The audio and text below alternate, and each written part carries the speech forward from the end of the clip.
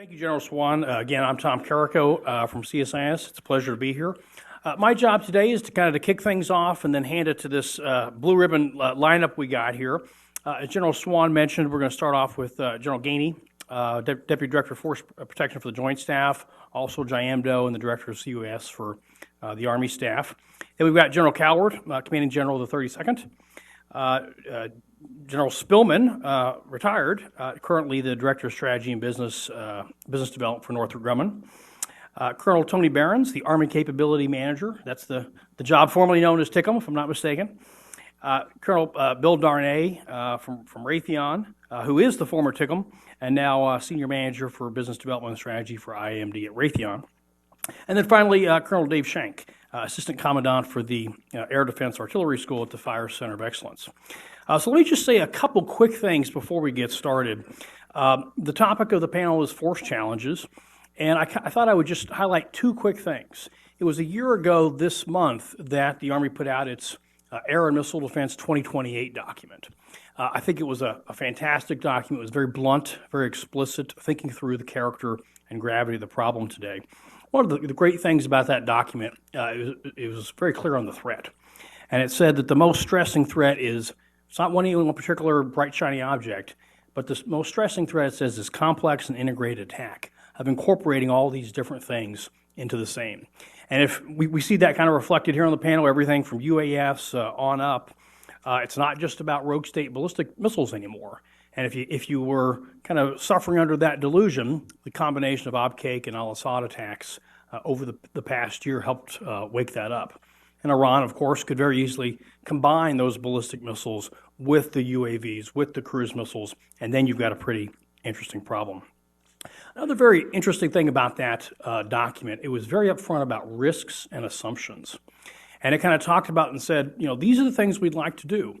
But if things like op-tempo, if budgets, if these kind of things don't hold up the way we think they're going to hold up, that is going to impede the execution of these goals. So we've had a lot happen over the past year, including, as we heard earlier, some Patriot deployment. They're not even in the gift shop anymore.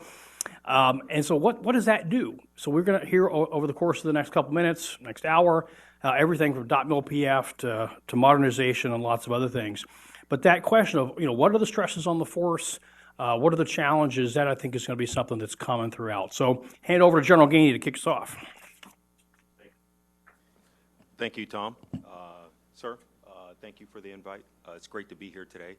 It's great to be the chair of this illustrious panel. So as you look down the panel in the talent we have here, and I think Tom did a good job of highlighting that, Clem currently commanded in the CENTCOM AOR, who will definitely be able to lay out the challenges when General Carver was talking about some of the capacity issues, and also you can tie in a little bit how that ties into modernization. Then you look at former 32nd double AMDC commander, now with industry, you have a lot of perspective to add to that. Then Tony, our .mil-PF integrator, and then Dave Shank, the acting commandant.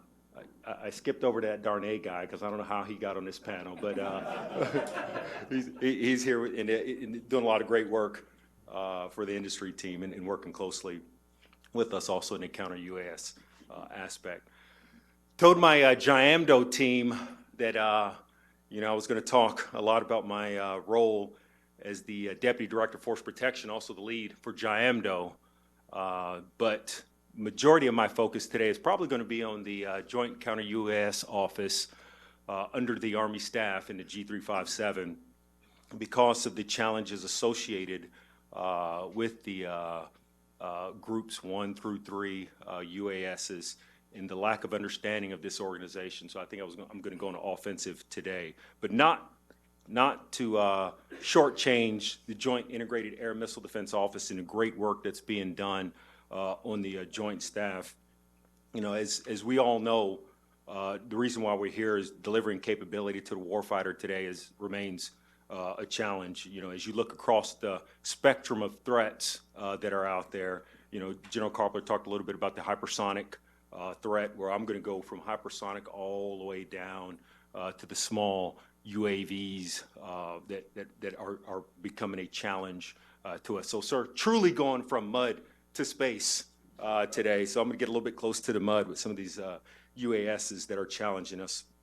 And the challenge in delivering that capability, whether it's counter UAS or missile defense, we're going to consistently have that capacity versus capability challenge, the near-term requirements versus long-range vision and investment plans, versatile joint systems versus systems optimized for service missions, and ambitious requirements versus the achievable acquisition strategy. So those are some of the compounding problems as we move forward, because everybody wants capability and they want it quickly. And that's what I'm finding through the Joint Counter-UAS Office. But in my JIAMDO hat, I'm fortunate enough to get after some of those challenges through some of our simulation and studies that we do. One of the simulation, Nimble Fire, are the only integrated air missile defense operator in the loop exercise where I tell you, we really look across the FIDEP at the capability that's out there and that's coming and put it through a challenging joint scenario and integrate some of the electronic warfare environment and integrate some of non-kinetic effects that we're developing out there. And it gives the warfighter a really good look. And I, continue to encourage the Army leadership to get out there and see Nimble Fire and what we're bringing to the table in that exercise. And also our studies, through our JRICM studies, where we look at all the hard problems across the COCOMs and lay out opportunities for the combatant commands to leverage, some of the work, the systems that we have, but also some of the work we're doing. And I highlighted the non-kinetic piece because I truly believe that's an area we can invest more in, and then we can get capability out quickly to help alleviate some of the stress on our current force. Now, to the topic of the Joint Counter-UAS Office. Back in probably November, December timeframe, when I was on a joint staff and we were looking at where to go next with the counter-UAS. At that time, General Iriarty, the current J8, and I did the counter-UAS for the joint staff for him. We had passed it off to OSD, A&S to align the services to move forward, because the problem was there was a lot of equipment going out to the warfighter, just inundating the warfighter, but there was no .mil PF framework around it. So systems were just showing up, several systems. Rick Wright, when he was my commander out at Korea on the THAAD side, he probably received 8 or 9 different systems in a span of a couple of months that he had a challenge to try to integrate, operate, understand, and get the soldiers trained on it. And we had air defenders on that site. And you take that and you put that on the several sites in SITCOM, it becomes a true challenge. But yet we were spending a lot of money in that effort. And the COCOMs were saying, hey, we appreciate all the equipment, but it's not working as well as it should work. We think it can work a lot better if we had an executive agent that can reduce some of the redundancy, focus on some of the training, and get us a joint doctrine strategy to move out of it. So Ms. Lord at the time made the recommendation to the Secretary that we need to move this to a service as an executive agent. So I took that through the tank to the service chiefs, and I recommended the Army, and the Army was selected. And after I finished that brief, General McConville looked at me and said, great brief, now you got the job, so go figure this out and fix it. And so that's what I've been doing since the January timeframe.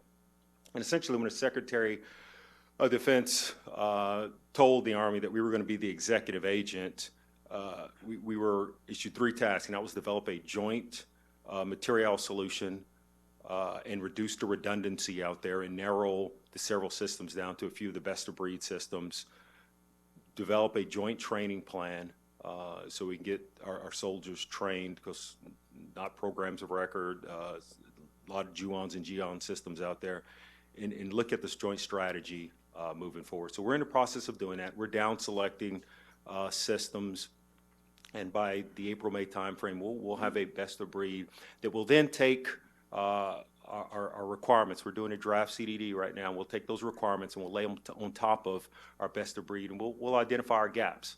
And then we'll look at those gaps, and then we'll work with industry and RICTO Lieutenant General Thurgood is my material arm in this effort to rapidly get capability. So he'll work with industry, he'll look at prototypes, look at what we already have, what we can improve of what we have, and essentially start getting better capability with the .mil-PF framework around it out to the warfighter. Sounds easy, doesn't it?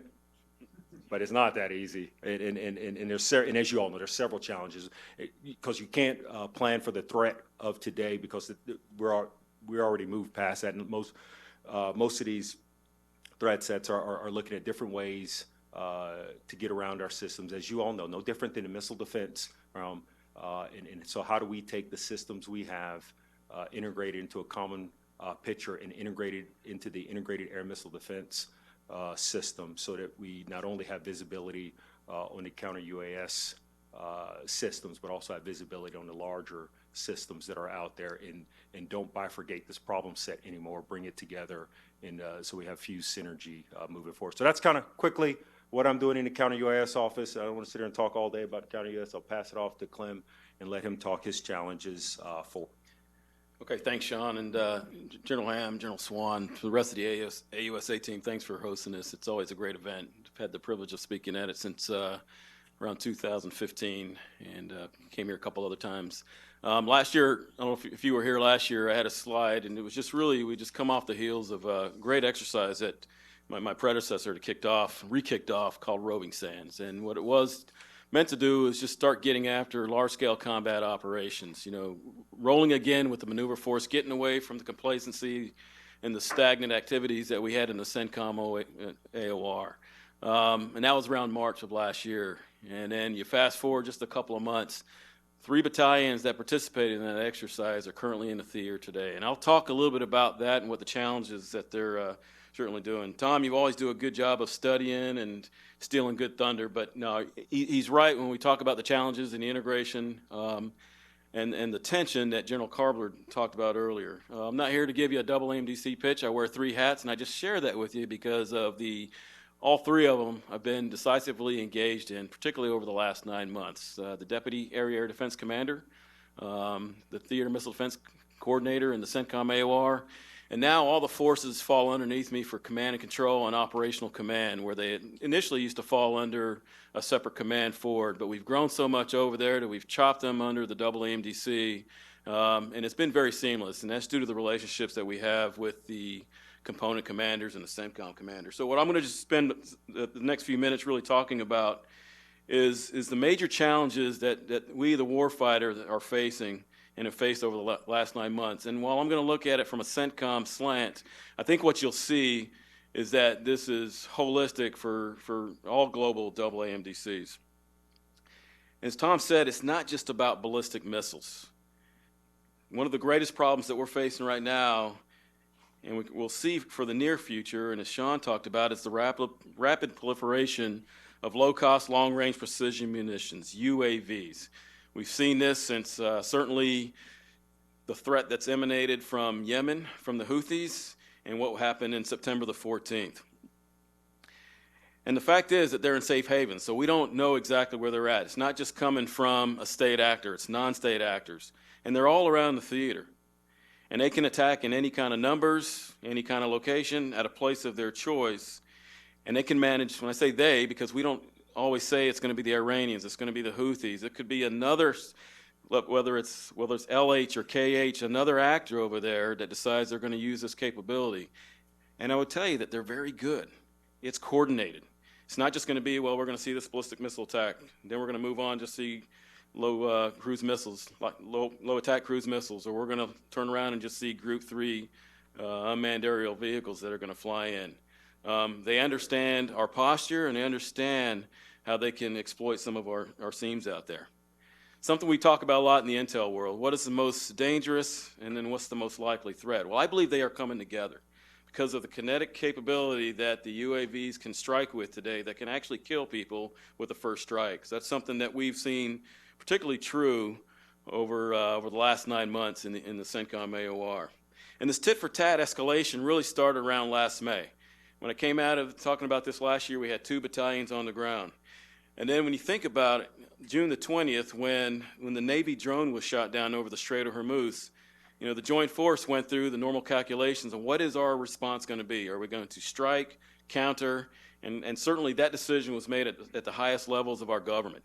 And the decision was made not to for various reasons, but we still have to be postured for that. And in the air defense community, once again, they look at us and say, okay, where are we postured right now? Where's the deterrent set? And can we respond based on your set right now? So last year, as I said, we started just normal rotational forces, and so those are still going on. But at the time of May and June, we were still using the term Global Response Force. So we activated our first GERF. Now it's SURF and IRF that's changed in the joint construct. And so really, this is where we kind of reached our first inflection point that drove we have the standardized rotations, but then we have the non-standardized deployments. And the kids these days that have been doing the CENTCOM rotation for so many years are sort of used to the same bases, camps, and stations and posts that they go to in the region. But now we'll have a battalion that shows up, and it's just like getting ready to cross the LD.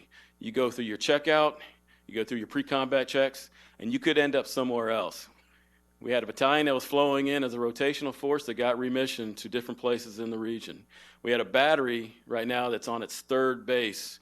And you think, well, for the average infantryman or the armor guy out there, say, well, that's no big deal. But when you're talking about moving an asset and it's critical and as robust as Patriot, it's a lot of joint activity that has to come together with that. It's strat lift, it's movement, it's theater movement requests that sometimes we have to rely on for our host nation to do. And once again, these batteries, these young kids just truly amaze us because once again, they go in there thinking they're just going to know where the actual Starbucks was in Arifjan. The last time they were there, they're going to have to go to another place, and there's not going to be that Starbucks in an austere location and not get showers every day and not have the 3 meals that they're used to getting every single day. The September 14 attacks came right after that. And once again, that drove further requirements. And so on very short notice, and we like to tell our kids this, because when you see, the ticker on whether you're watching Fox News, MSNBC, or CNN, it'll say carrier strike group or fighter wing or something large in nature that's about to deploy. And then you see a Patriot battery or a THAAD battery. Once again, that's just a young captain, young first sergeant, about 65 to 75 soldiers that's going to make a difference and a strategic difference in the region over there to provide that deterrence and response if necessary. And we've gotten away from just the standard approach of laying in a Patriot battery. We have doctrine out there that says you will lay it in a lazy W. Well, the threat is no longer just looking eastern. And these kids these days, and we have to look at the threat pretty much in a 350 to 360 world.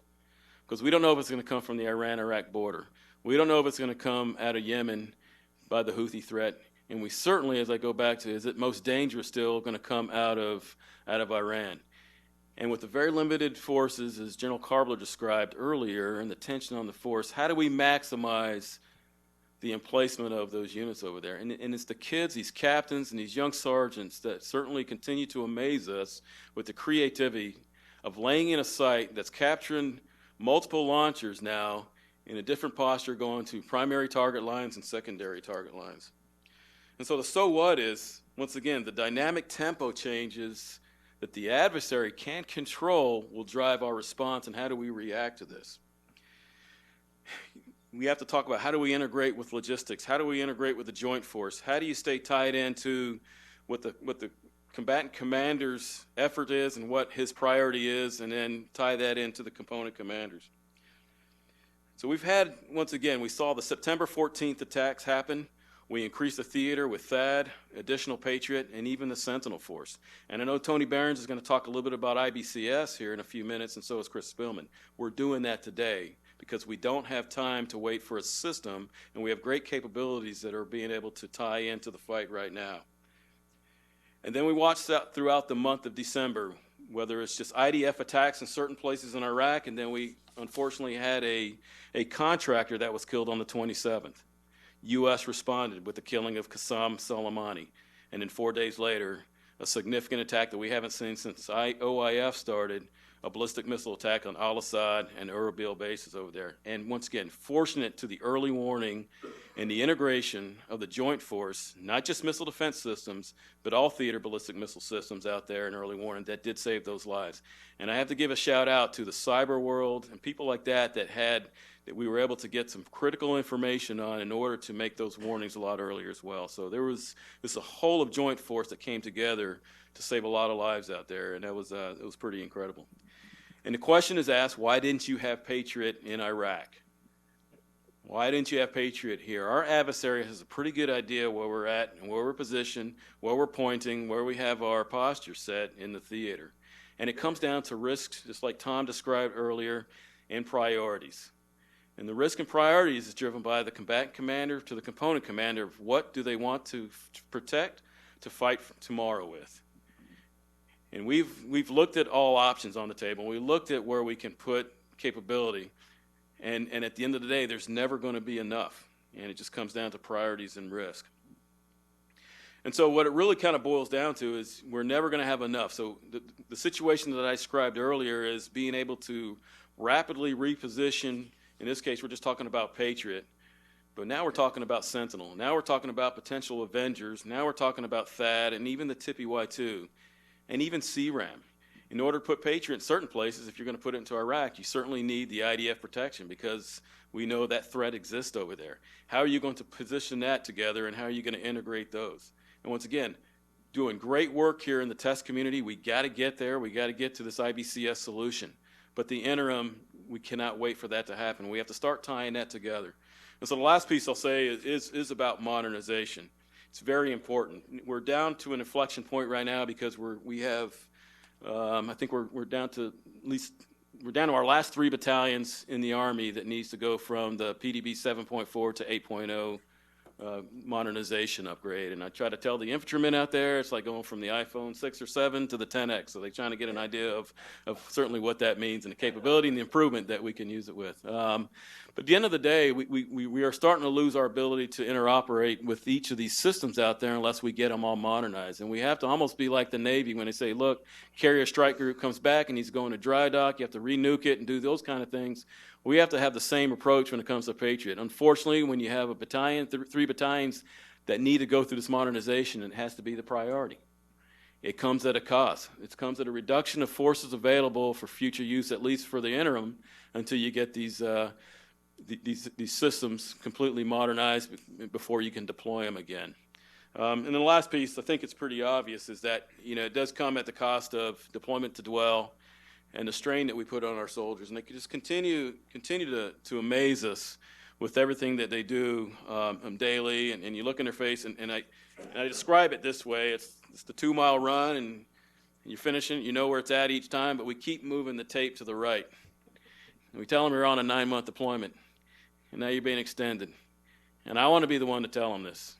It's not, I don't know if it's going to be days. I don't know if it's going to be weeks. And I don't know if it's going to be months. What I will guarantee you, because my boss told me this, it's not going to be beyond 365. And we don't have the R&R package built in that we had back in OIF and OEF, the beginning stages of the surge and post-surge out there. And they just continue to amaze you with a smile on their face. And I know it's hard on them. It's hard on their families. They continue to do a great job out there. So I just like to leave it with that these are things that we're having to react to contact today. We have to count on what modernization is. What, like General Garrett said, and I'll just leave it at this, is modernization of our Army is not something that is nice to do. It is something we absolutely have to do. So thank you very much. Well, great. It's great to be here today, to General Swan and General Ham. I mean, it's great to be invited to this professional forum, and thanks to AUSA for what you do for our Army, but also advancing the profession of arms, and it's very important. So I'm a soldier for life now, and I've been able to watch for the last year all the things going on within the Air and Missile Defense Force. I'm extremely proud of what these leaders have been doing and what those soldiers have been doing. It's just amazing about what's really transpiring. Clem just laid it out, perfectly, the stress on the force and the unrelenting demand. But, when you think about there's other things that are going on as well, we're fielding a SHORAD force. We're going to equip it with initial maneuver SHORAD soon. Right? The Army's decided upon the lower tier air missile defense sensor that it's going to buy. there's a bunch of stuff going on that's very, very impressive. Thanks to Tom for leading this panel here as well, and it's been great reconnecting with you. All the things that I just mentioned about the amazing things going on, I mean, absolutely critical, but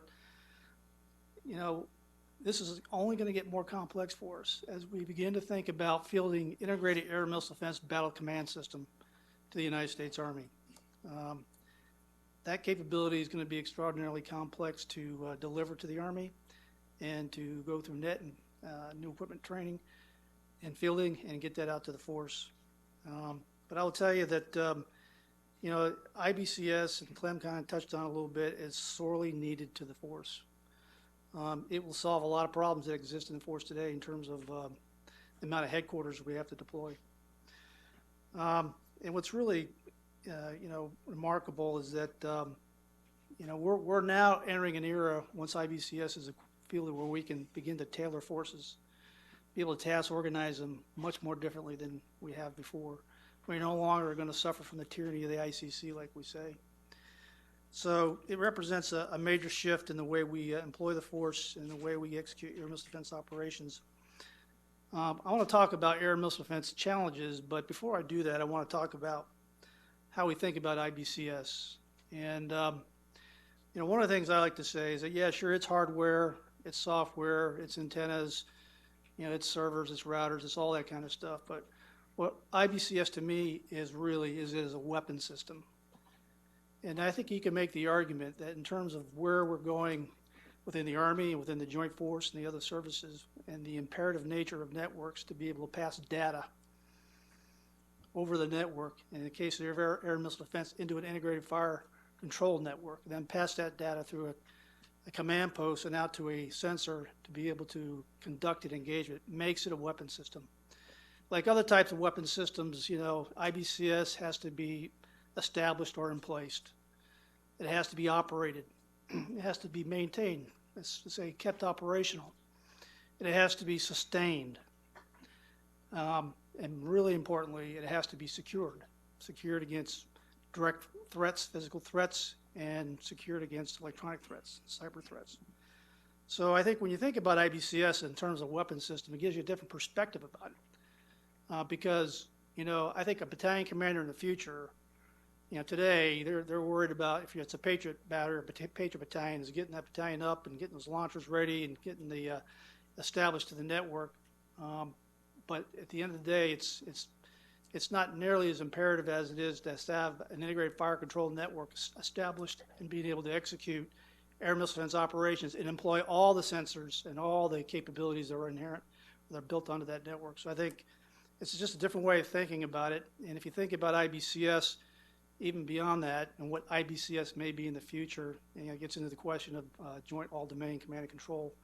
There are so many things that within IBCS that it can become to help solve that really complex question of what is JADC2 and what is the solution to it.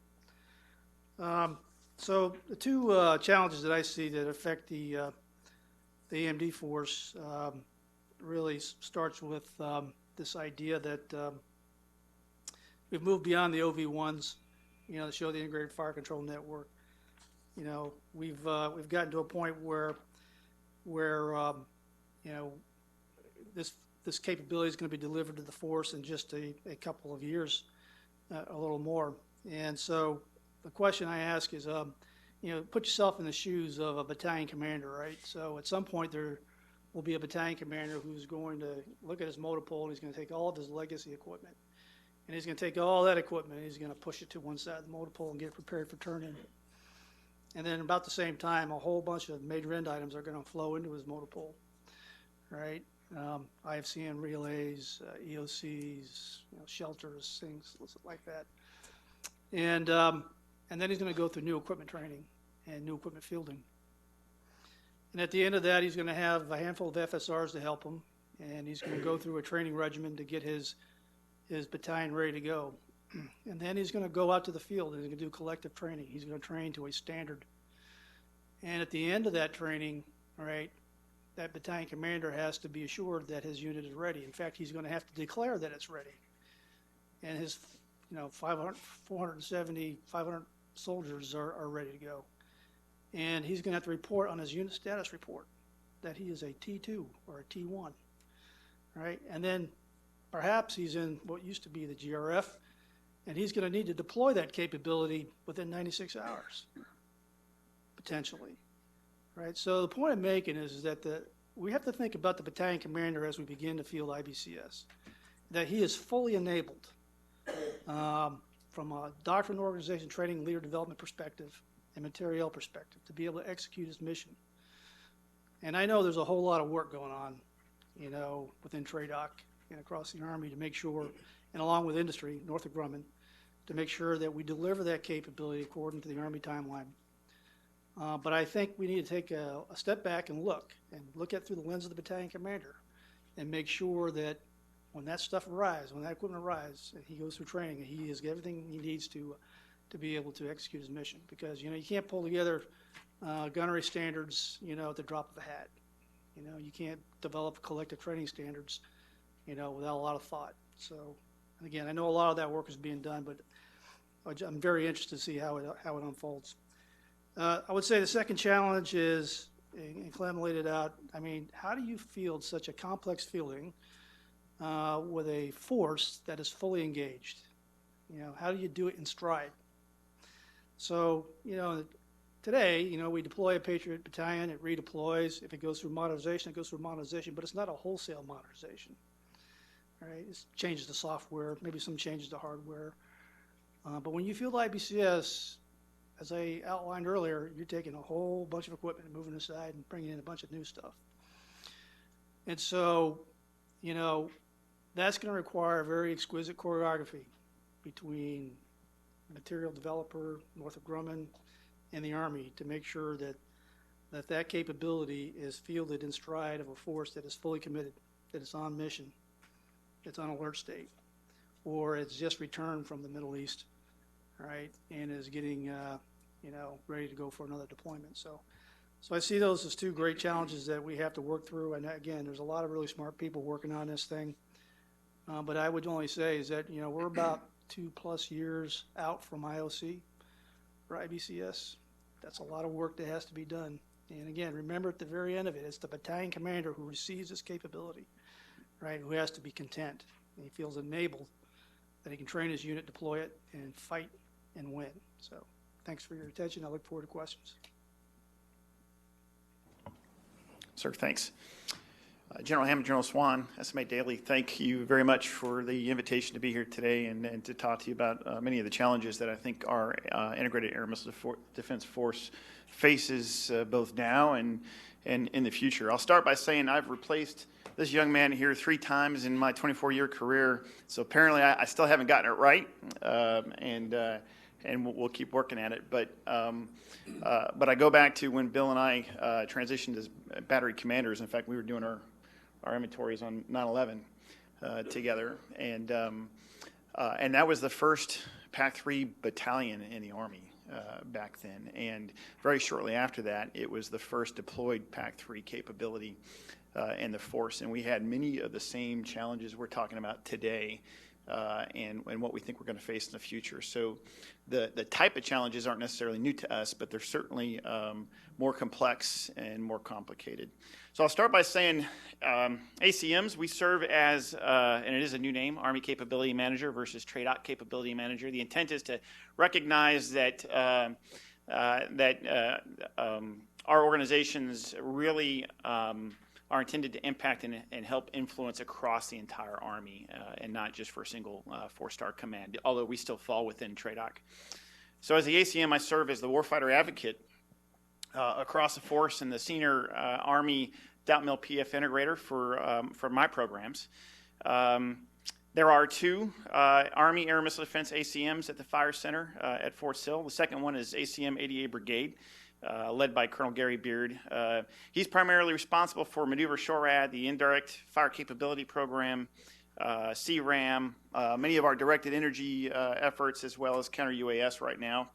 I'm personally responsible for 5 Army ACAT-1 programs, THAAD, Patriot, LTAMS, all of those costly interceptors associated with those capabilities, as well as the Army Integrated Air Missile Defense Program, which is a program, not just a specific capability. The capability, as we've already discussed, is IBCS.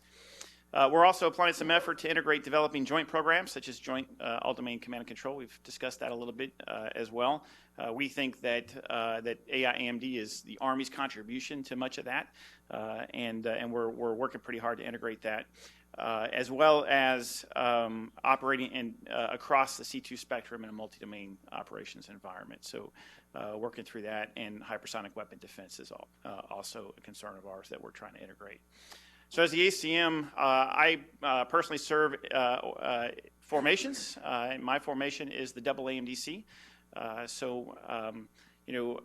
We serve all of the double AMDCs as equally as we possibly can, but they all have very different challenges associated with the operations that they face. So my job is to balance the Army priorities on behalf of Army senior leaders. Nested with their intent, our challenge is to carefully weigh current operational needs, of which there are many that compete or conflict even, given the extremely high demand placed on our integrated air missile defense forces. Also against the needs of our future force, applied with all that strategic vision, forecasting threat deep into the future, and leveraging available resources such as program funding and forces available to support modernization. We do take into account congressional support, urgent operational requirements to counter immediate and near-term emerging threats, as General Coward mentioned, and the technological maturation when determining kind of the methods and timelines associated with our modernizing our capabilities and expanding our capacity, whether that capacity be the size and volume of an integrated air missile defense force structure or continuing to build interceptor overmatch against our peer threats. There are some significant challenges I see in modernizing when the integrated air missile defense force is forward deployed, forward employed, forward stationed all over the world. First is adapting acquisition practices and policies to keep pace with evolving threats and technology. I think General Coward said it best. They can't wait for a lot of that capability right now. We have to figure out how to provide interim capability as quickly as possible and support the needs that they have. Second is aligning all of the other .mil PFP processes across the joint force and the Army when merely equipping our forces with new tech and new gadgets and new concepts is not really just enough. Much of our effort has been to provide capability to the warfighter as quickly as possible, but in order to provide that capability, you have to give them the right doctrine, the right organizations, the mix of personnel, the right training, everything else that's aligned with that, and so that's a considerable task for us to try to align those and synchronize those. And then also adding flexibility to the requirements process to enable incremental force modernization rather than all or nothing kind of concepts. So, if we don't meet, the 90% threshold of a threshold requirement, but we met 88% or 89% of it, is that enough to issue that to the force, give that capability to the force? Is it better than what they currently have today? And that's something that we're really working through, and Army senior leaders really do understand. And then also adapting our testing practices to account for requirements prioritization, shortening fielding timelines to return units back to operational status. As General Coward said, it's really tough to try to make those decisions of when the best time is to modernize a capability that is so in demand. And then aligning operational resources with what we need to be flexible in testing strategies and schedules that are first intended to meet that operational demand. And so lastly, I'll say, and I'll add that we're on the verge of what I like to say is we're experiencing the most significant change in how we're going to employ, communicate, maintain, and sustain our IAMD forces. With AIAMD, we will apply new doctrine that leverages distributed mission command that componentizes sensors and effectors across a survivable mesh network. We will begin to remove the limitations of sectored IAMD by pairing the best shooter with the best available network of sensors, not just single sensors. I think that's an important distinction. And in the not-so-distant future, Patriot will engage 360-degree threats. THAAD units will engage threats with a menu of multiple interceptors. Joint engage on network or remote will become a reality. And someday, not too far away, we will apply technology such as intelligent agent or artificial intelligence to aid commanders and manage stressing air battle task saturation.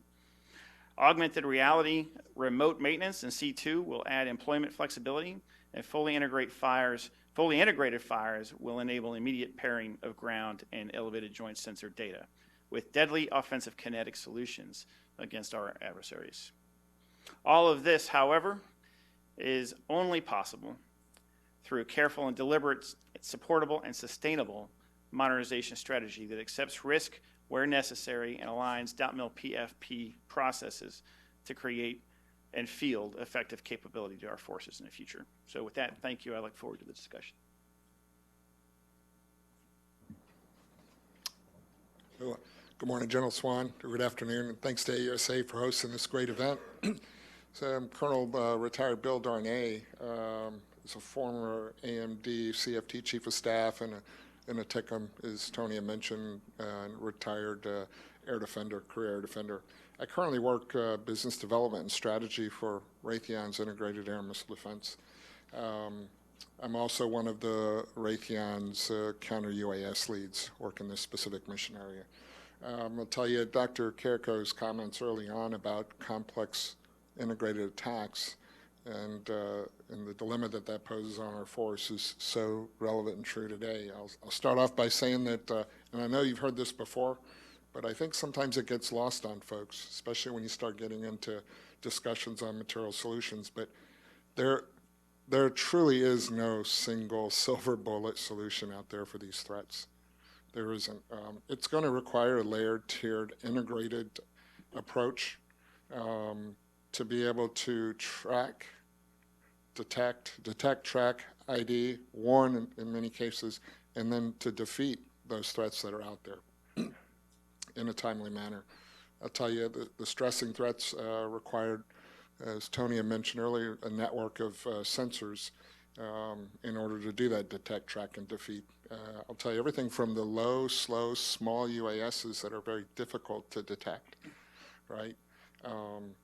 And they also pose some timeline challenges when you start looking at where those threats reside in relation to our defended assets or critical assets that are out there.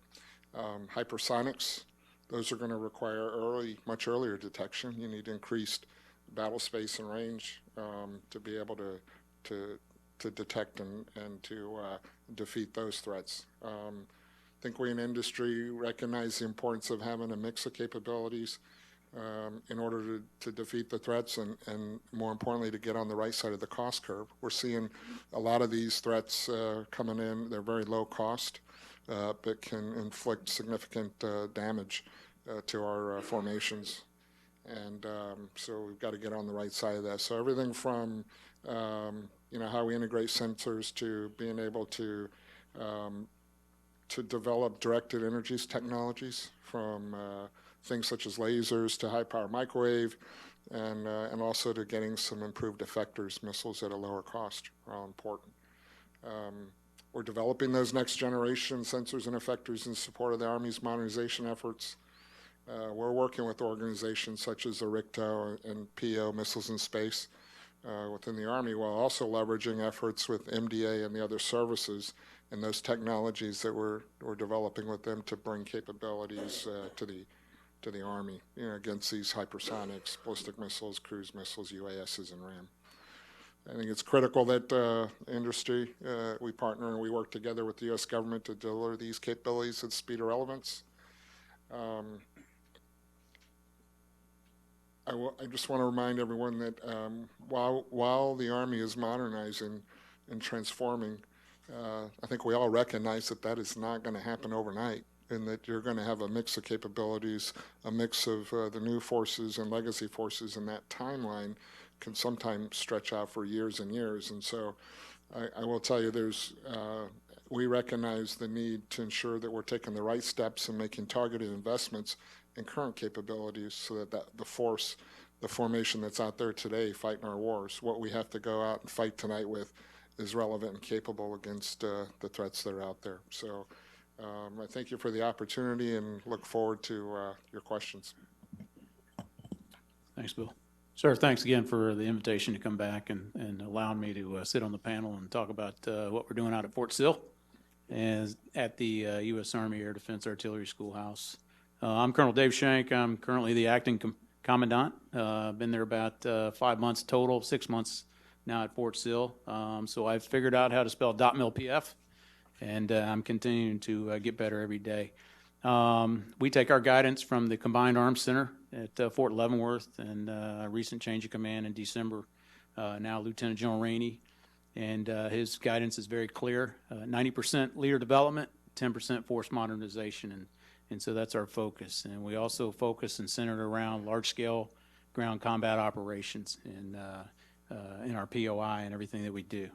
There's a mantra from the TRADOC leadership is to go fast and break things. We're done with pilot programs, so we're conducting, I would call it an in-stride breach on most of our planning and operations there in the schoolhouse. Just want to talk about our three priorities. They haven't changed. Mark Holler, as mentioned earlier, he's out at 94th AMDC, former commandant. The priorities: leader development, ADA proponency, and force modernization. And I look forward to talking to him in detail if necessary with regards to the dialogue portion. My job is .mil-PF, and that is our domain, and everything within the .mil-PF, minus a few areas that is held at the Fires Center of Excellence CG level. We're working through doctrine. We're rewriting air and missile defense operations in support of the big Army. It hasn't been written or rewritten in over 20 years, so right now that is up at Leavenworth for review. We're working on the .44 for short-range air defense in support of a maneuver formation. And as the AMDCs are well aware of, right now we're doing a rapid revision on the .86, really focused on Table 8 gunnery certification and how we can make that a better program and give a little more leverage and decision-making back to the battalion commander, the brigade commanders, and the AMDC commanders. Within the organizational piece, I believe it'll be discussed in the next panel, but all things maneuver SHORAD is one great example. We're working through unfunded requests, reference, for example, platoon leader and medical evacuation vehicles on a Stryker platform. Regarding the training domain, we're constantly working POI updates, and these include foreign military sales. There's a couple things I've learned in my 6 months at Fort Sill, is that resources drive funding, and POI does just that. So we'll continue to focus on that. Obviously, the MSHORAD piece will also be adjusted, reference the POI. It'll impact 12 courses. And then, of course, leadership. I mentioned leader development. We take every opportunity that we can to get down to each of the cohorts, from the advanced individual training to the warrant officer course, NCOES and OES. Have an opportunity to talk to soldiers from all cohorts. Facilities is one that I mentioned. That's controlled by the FCO commanding general, but it's extremely vital based on everything that's going on. Again, MSHORAD, and where we're going to house, where we're going to train, and so forth. Counter UAS, as mentioned earlier. We know it's coming to a theater near us at Fort Sill, and then ultimately even directed energy. And so for the record, I was at West Point earlier this week, and I too had the opportunity to fire that 50 kilowatt helmet. It was a little more of a robust mechanism. For me, it wasn't just one button. But I know all about the 27-year-old Xbox controller. Roger that, sir. I call them initiatives, setting conditions, what have you, but just a couple points here that I brought with me, and really eye-opener as the commander of 10th AMDC for 2 years in Europe. And that's everything that has to do with our allies and partners. I definitely recognized during that time frame, and we have those resources. We have foreign liaison officers at Fort Sill. We have German MPEP personnel within our headquarters, and more specifically in the schoolhouse. And we take every opportunity to leverage those individuals, as well as the international fellows who are in each of the cohort classrooms. PCC, we're continuing to move the ball forward on PCC. Again, large-scale ground combat operations. We had a good discussion 2 weeks ago with a graybeard who was at Fort Sill, and we talked about how do we make it better, and the phasing of the PCC phases may possibly be out of order in order to get after the branch-specific items that is normally in Phase 3, and then after the joint and multinational focus that takes place during Phase 2. So we'll continue to work on that. CGSC Branch Week, it's you've heard it called regreening, rebranching, and those are the majors that are ultimately going to go through 10 months of schooling there at Fort Leavenworth and then out to the operational force. OES, NCOES integration, CTCs, and how we're getting formations back into the CTCs. We've got to get back in the CTCs. We talked roving, or General Coward talked about roving sands, and the opportunity for air defense formations to maneuver and support with maneuver formations and the CTCs with the world-class OPFOR observer controller trainers and so forth. So we're working through that, and that will not happen overnight.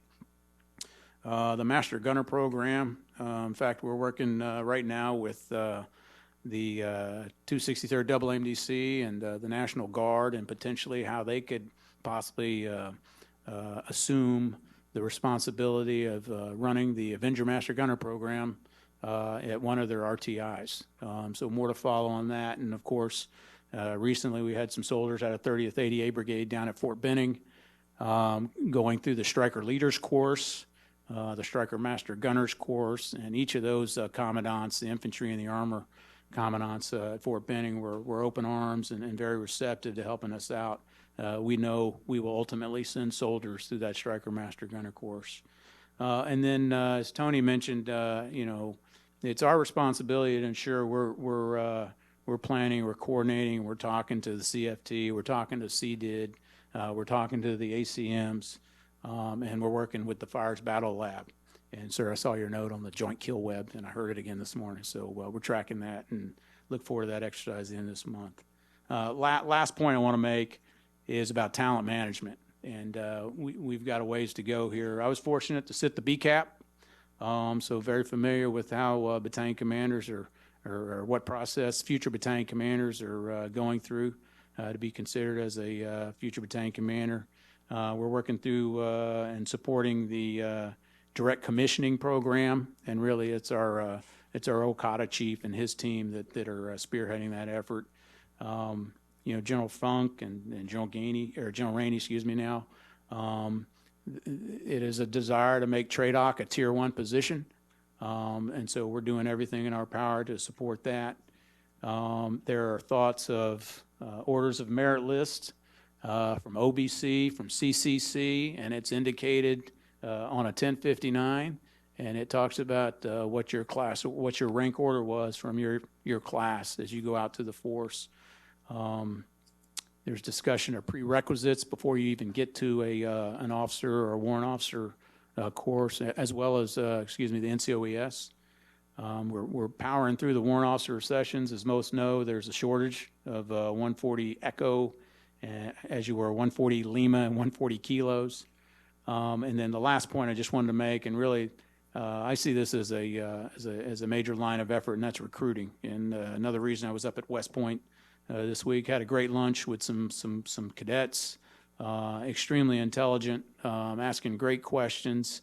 They are desiring to be air defenders. They recognize the relevance, but we're also focused on ROTC programs around the country in an effort to, again, work those talents and get the best cadets out there to be part of the Air Defense Artillery. Thanks. Well, thanks to everybody. Thanks to everybody. We really did cover the whole spectrum there. I've got a couple of questions queued up here, and some of them are fairly specific. So what I want to do is I want to tie together a couple comments and pose one question to the panel. And if folks, maybe down the line, if it works, could answer it real quickly. I want to tie together 3 comments. General Gainey, you kind of posed the problem of the panel, which is how do you alleviate the strain on the AMD force? And General Coward, you kind of raised the question that a lot of folks asked in January, which is why weren't the Patriots at Al-Assad? But of course, they can't be everywhere. And you also pointed to the predictability and the kind of the transparency of where our air and missile defense forces are. By contrast, the National Defense Strategy holds out the injunction to be strategically predictable, but tactically unpredictable. That's a challenge. And General Spillman, you used the phrase the tyranny of the ICC, right? Interesting formulation. So here's my question to the panel is, what's the one thing, whether it's doctrinal, organization, CONOPS, for the industry guys, maybe it's material, IBCS and DIPIC, for instance, come to mind. But what's the one thing that gets you away from that tyranny of operation, that gives the commander the maximum flexibility and the ability to move things around and use them in different ways, for General Coward or anybody else, but also be a little bit more unpredictable in doing so?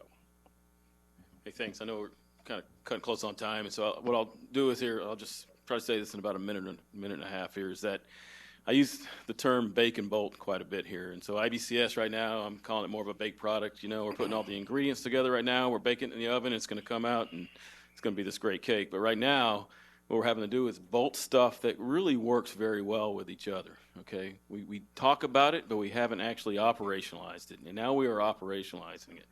We're operationalizing Sentinel with Patriot. Some of you may say, well, duh, I've done that before. Well, we're doing it in a fashion that led to from the RFF process because we had a threat out there. It displayed itself, and so we brought in the capability gap solution out there. We're also looking at some of the kinetic capability, as I said earlier, about the Avenger system and THAADs. What I would ask, and I would continue to profess, is that once again, we're not going to get the material solution in the manner that Chris and Tony and Bill have talked about maybe in the next 2 to 4 years. But what can we fine-tune right now and improve on, get the right widget together? If it's an old widget, let's just make sure that the actual cords and the widgets work together, so when you get this box and this box works together, it's supposed to, because these are the systems that are going to deploy with each other. And so I would even submit that, as we look at our packaging of deployment, we should probably look at these things holistically. Automatically say it's going to be a THAAD, Patriot, Sentinel, Avenger force, and then peel back based on the combatant command requirement. Have all these things already integrated versus kind of what we're doing right now is bolting them together afterwards. So I'll leave it at that. Thank you. Go for it. Yeah, so it's a good question. I think ultimately, how do we do more with what we have today? Given the demand on the force, really what commanders need is flexibility. They need flexibility and options to employ the force differently than it is today. Again, tyranny of the ICC, you're sort of constrained on how you deploy the force when you have to have the control of the battalion ICC. So you got to give them options, and that is one of the central ideas behind the Integrated Air and Missile Defense Battle Command System. Is it allows you to tailor the force. It allows you to come up with different designs and different command control approaches towards command and control in the air defense force. And then I'm just going to cycle back to a statement I made earlier, which is if you think about IBCS as a weapon system and the imperative nature of IBCS in the integrated fire control network, as it being the true connection to the sensor and the shooters at the IFCN, and you begin to realize that, then you think about it differently in terms of how you're going to field this capability to the Army, and why it has to be done so well. It can't be done in a way that's strung out over a period of time to a single battalion. There's a certain limited period of time for that battalion commander to train his unit and get that with IBCS, and then be on the patch chart ready to deploy. So, I think, again, IBCS is so central to the way the force will operate in the future that, I'm just encouraging that, and I know there is a sense of urgency, that there begins to be sort of a visible demonstration that all the .mil PF is coming together, particularly the M. Right? And I work for Northrop Grumman, and I know we're watching it. We're pursuing that very, very intensely to make sure that we're capable of meeting the timelines of the Army. Tony? Thanks, Tom. That's a great question. I'll say very quickly, I really think a key contributor will be in the future, and really is now and should be now, is multi-mission capability. It's not just singular capability trying to field a radar to do just one thing. It's Army and Joint Fires integration, not just air defense, but offensive and defensive, both kinetic and non-kinetic fires. It's taking those systems that are out in the field, the capability that's out in the field now, and finding new ways to integrate them to be able to do the type of things that General Coward is talking about, so that he has growing capacity and capability now. It's taking LTAMs and not calling it a Patriot radar, but calling it a multi-mission radar, because it can do several different types of things, just as we're talking about with the TP2 and the forward-based mode batteries. It's taking future capability and concepts and then taking those platforms and integrating them together to achieve the entire spectrum of effects across multi-domain operations. Thanks. Hey, real quick from the training domain. We owe the operational force a baseline soldier, no matter the cohort, to get them out to the force as quickly as possible. And that's being advocated at my higher headquarters at Leavenworth, and we're working through some of those challenges as well. And without sounding like a hypocrite, is how do we maximize distinguished honor graduates, commandant list soldiers, and realign these specialty courses such as Top Gun, a Master Gunner course, and a DAFCO course, where we put them through a 0 week, and yeah, we keep them a little bit longer, but those are the soldiers that have demonstrated that they've got the skill and most likely the intellect to get through those courses first time go, as well as look deep into the fact that sometimes I believe we do eat our own at some of those courses.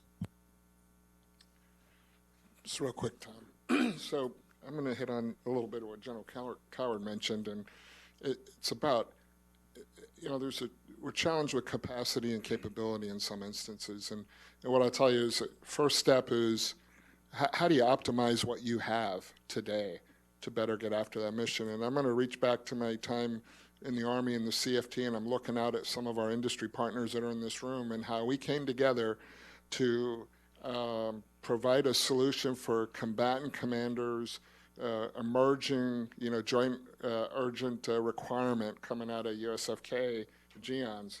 And it's the USFK GEONS and how we were able to take capabilities that were already in theater, integrate them better to optimize the defense of the peninsula, right?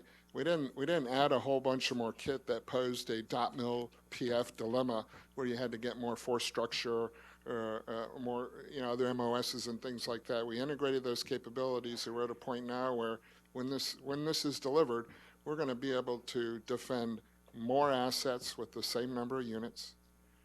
We're going to increase that battle space. We're going to be able to take some of our effectors that we don't have quite as many of and save those for the most stressing threats while using others to get after it. So that's, it's just one example of how when we work together, government and industry, we can come up with solutions that enables our warfighters and our soldiers forward to be able to do more with what they have today. The last thing because I have my joint staff hat on, is leveraging our joint community and our joint partners, because our joint partners have some missile defense capabilities that they always don't want to use in that capacity because of other service mission sets, and then leveraging our coalition partners more. Great. All right, well, we're going to move to a couple other questions, probably do these a little bit more of a lightning round, if we could. We got about 5 minutes left. This one is for General Coward, and but it might also get you as well, General Gainey. To what extent are Patriot and THAAD batteries, or I might say elements, themselves big, juicy targets? And what efforts are underway to protect these forces? Yeah, it is kind of one thing where we, for instance, where we have a THAAD battery, you want to ensure that you have the protection for it. Where you have a Patriot battery, you want to ensure that it's protected. And in the case of, once again, let's use an example of an Iraq situation, certainly an indirect fire threat that exists over there. And so you have to look at a CRAM capability in order to protect it, because Patriot can't live to fight another day. It's not a tank, it's not armor, and so it doesn't have those protective means. Same can be said for THAAD, and so where we can provide that layer defense within a Patriot footprint with THAAD, and that's certainly a planning factor when it comes to decisions made by the combatant commander. Let me direct this. This is for General Spillman. In terms of cybersecurity for IBCS, since it's designed to integrate all these different sensors and shooters, your cyber attack surface is large. So how does IBCS fight through an attack on the network? Well, it's like what we're doing across the, all of the services and dealing with cyber threats. I mean, obviously, if it's a network, it's a target that will be attacked with cyber threats. And so with IBCS, we see this. With Northrop Grumman, we take it seriously.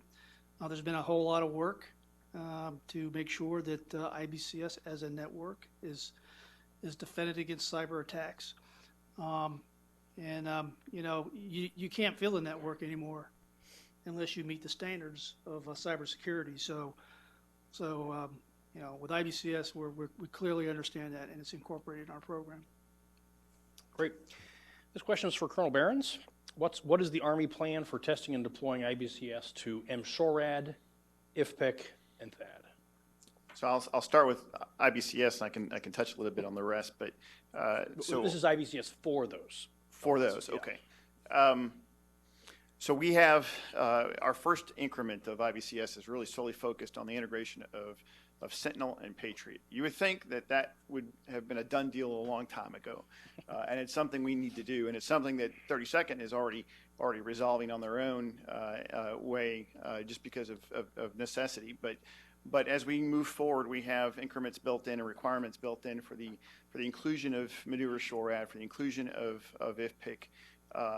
The intent is everything that we have, all of our AMD capability will be on a singular mission command platform and single network. To include THAAD, it will not work if we don't put all of them on the same network and the same platform. So that's our goal and our focus. Great. So here's another question for General Coward. You talked about the importance and challenges of modernizing Patriot, given the operational demands. How does this understanding of the operational demands inform how you will field LTAMs? I'm just looking at the current threat that I described earlier, and I just want to, well, I guess I'll repeat myself. I mean, it's no longer a singular directional threat. It's omnidirectional. And so that certainly drives that requirement. We're having to do some very creative processes right now of the system that does have the capability to do so, that just hasn't exercised its way and operated that way in a non-standard way, particularly for Patriot. And so I would just continue to drive home that that's a very important component to how we fight in the material solution that we have to have for the future. Great. And I think I'll wrap it up with this question to everybody. We'll start with Colonel Shank and work on the way down. Thanks to all that have served and those that continue to serve. What is the one thing you need most that you don't have?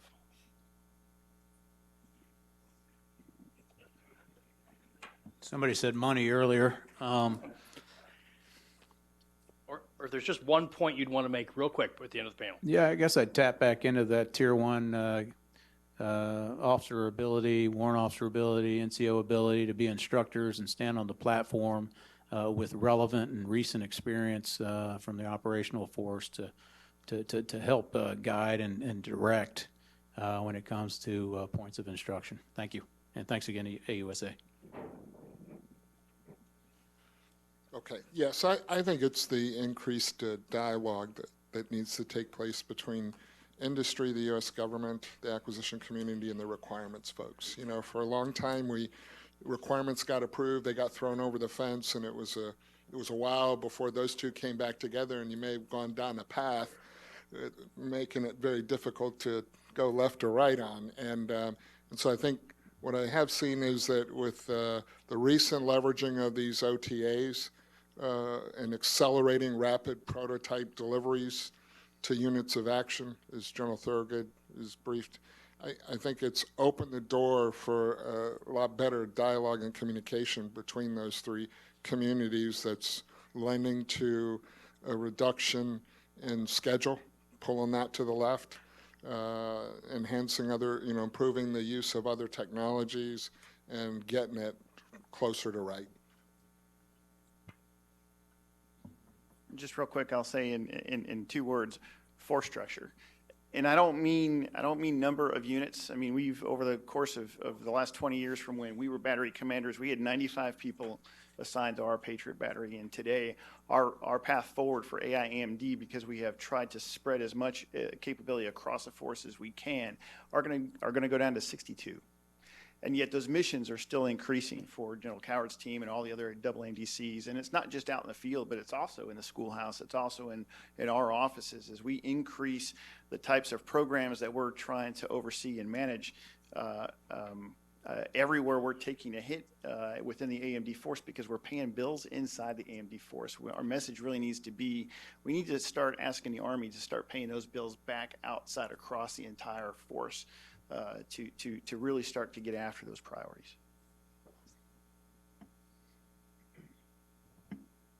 Yeah, and so I'll just say again, as we field capabilities to the Army, focus on the battalion commander and focus on the soldiers. When they receive this capability, they have everything they need to be able to train their unit to a standard and to be able to deploy it, right? Employ the capability, fight and win. So that's the customer, and we need to pay attention to them. Hey, I'll take a different slant on this, probably looking at it a little bit more from the operational strategic perspective, just based on my experience over this last probably 15 or 16 months. I always tell people if CENTCOM was to get 24 batteries, we're going to employ 24 batteries. If we were going to get 28, we're going to find out how, because there's just never enough. And it goes back to what I said earlier, where we want to kind of have our priorities and risks, and what's going to be more important. We said it earlier, and I think General Karbler said it, and General Gainey just said it, but I'll reemphasize it because I spend about 50% of my time doing key leader engagements with other nations and countries. I spend about every other week in Saudi Arabia as we continue to look at their force and we provide best practices and integrate with them. We can't let up on the gas there, and we have to have an understanding and some patience when it comes to working with our partners and host nations. I'm certainly just speaking about the CENTCOM partners. You have to understand the view from their lens and from their country perspective and historical perspective, because if you try to attack it in the timeline and if the U.S. wants to attack it, you're never going to get it across the goal line. You have to understand this is a long game, and you have to hand it off to the next person after you, and it has to continue after that, because in order to make them successful, it's going to allow us to provide the relief on the force that we have today. Thank you. Okay, and I'll just close it with the Joint Counter-UAS Office was developed to eliminate redundancy and excess across the joint force, essentially. So the synergy across the services to bring the power of the joint force together can be an amazing thing, and hopefully we'll see that in the JCO with counter-UAS capability. All right. Well, thank you, everybody, for these great comments. Thanks to AUSA and General Karbler for hosting. And I'd ask all of you to please thank the panel for their thoughts.